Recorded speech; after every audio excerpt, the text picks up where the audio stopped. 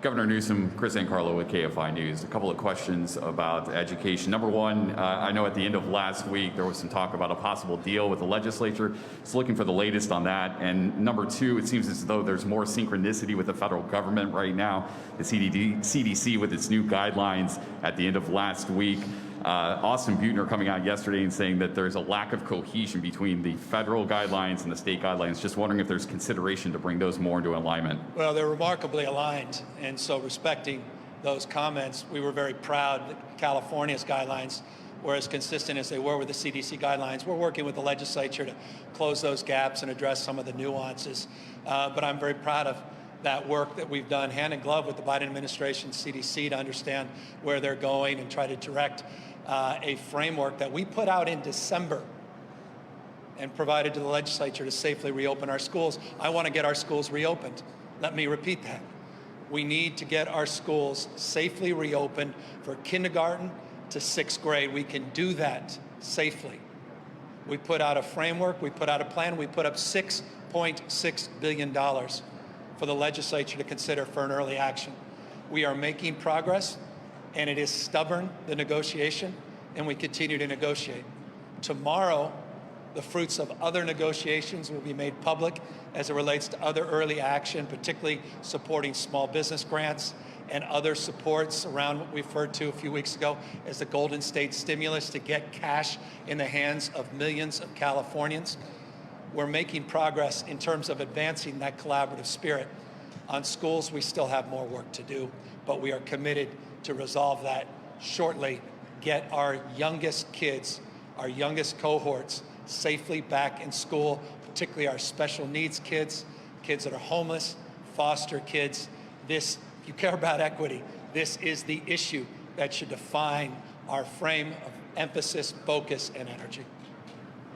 Thanks, Governor. Josh Haskell, ABC7 Eyewitness News. You've talked a lot about supply being the issue, but there's been reports of widespread data issues in California, software problems that have caused issues keeping track of how many doses are available at one time. When you're not getting the supply you need, and then you have these issues, what's being done to fix that problem? And when can counties expect to receive information on when and how Blue Shield will get involved with vaccine distribution? They can go to covid19.ca.gov.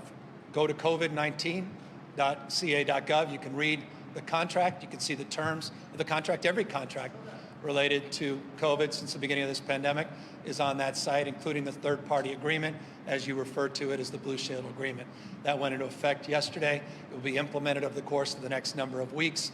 It's all around transparency. It's all about data mining. It's all about analytics. It's about performance payments, measurements. It's about working hand in gloves, not just with the counties, but working with our provider network. We identified about 1,100 providers that are the most essential in terms of advancing our efforts. I moment ago referenced over 3,500 that are in the system, 1,100 plus that are the most active. We'll be streamlining that, and all of that information, again, is available on the covid19.ca.gov website. Hi, Mayor. I'm with the CBS station here locally. Wondering what you would like to say to counties who say they want to opt out of the contract with Blue Shield because they feel like they have made huge investments to ramp up vaccination, and they want to see what the mayor just said right now, which is give us the vaccines locally and we'll be done by July. Why add this extra layer, and why add another bill to the taxpayers? Well, we need to do better and do more for more efficient distribution, speed, and equity and transparency with vaccines. You have a lot of counties doing extraordinary work. You have a lot of counties that are models for not only the state, but this nation. You have a lot of counties that are falling short. So the answer to your question is, we are many parts, but one body.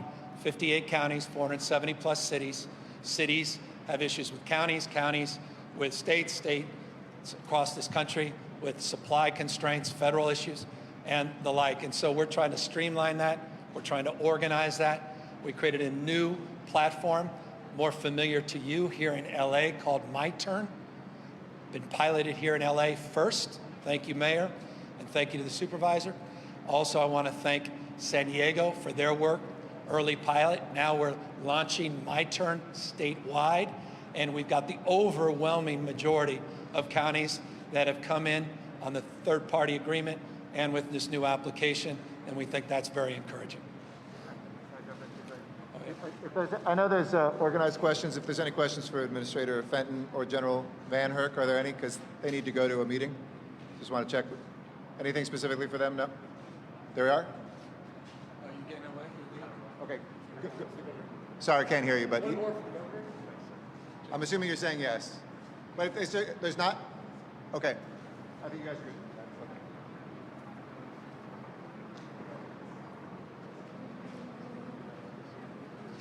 Thank you, Governor. Max Sherwood with Spectrum News.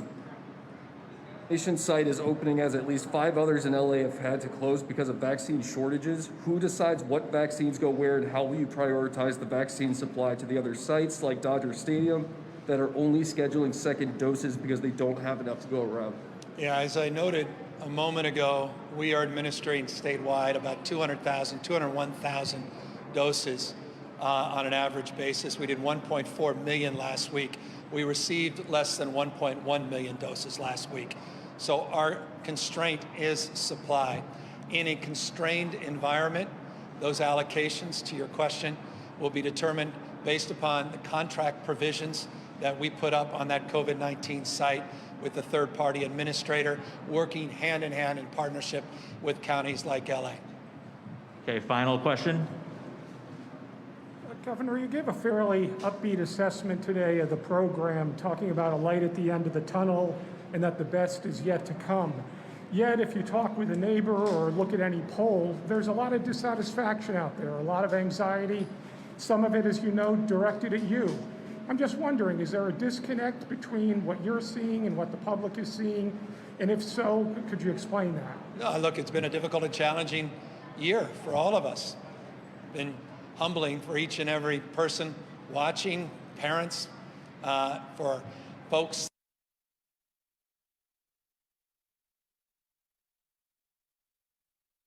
went through with this latest surge just a few weeks ago here in Southern California in particular only reinforced that. So it's absolutely understandable why people may feel that way. The reason I highlighted the progress is I want people to know of this progress.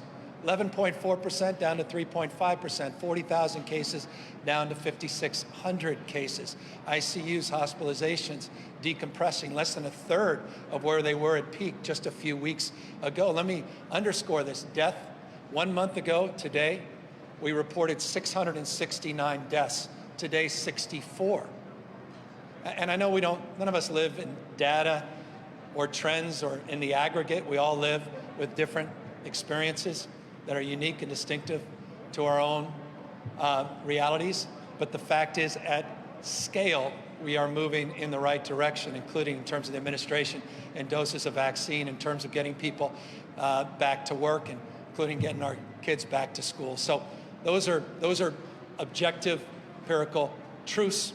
And I hope over the course of the next number of weeks, people will absorb this different reality with more optimism, but also mindful and sober of these mutations, these variants, mindful and sober of our work to do on equity, mindful and sober on the constraints of vaccination supply, mindful and sober of the imperative to maintain our vigilance as it relates to non-pharmaceutical interventions and wearing face coverings and making sure we continue to socially and physically distance. Let me thank you all again very, very much, and just thank the General, thank Team U.S. Military, thank the Biden administration, FEMA, our own Office of Emergency Services, thank local leadership, thank each and every volunteer that's behind the scenes helping support this operation at Cal State LA. I want to thank the President for opening up this site, and I want to thank the Chancellor for allowing this system to be one of our principal sites advancing the cause of equity. And I want to remind people, this is a site that is replicated in Northern California, and I have great expectation you're going to be seeing more and more of these all throughout the state in the coming weeks and months. Thank you, everybody.